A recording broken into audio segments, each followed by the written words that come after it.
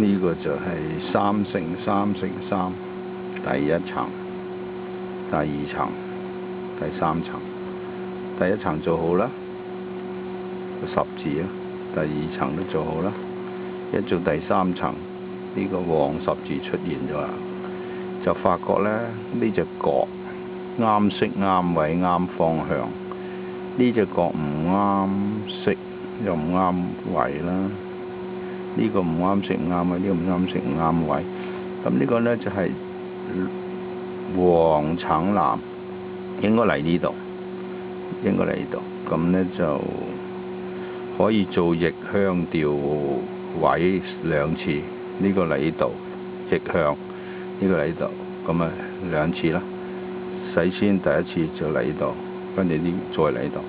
咁呢個呢，綠橙黃就1次嚟呢度，再嚟呢度。咁即係2次呢，就3個角調晒啦。我做一次俾你睇下，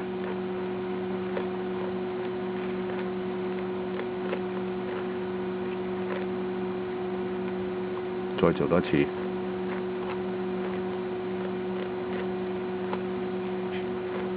係咪2次？咁啊呢調位逆向，咁啊搞掂啦。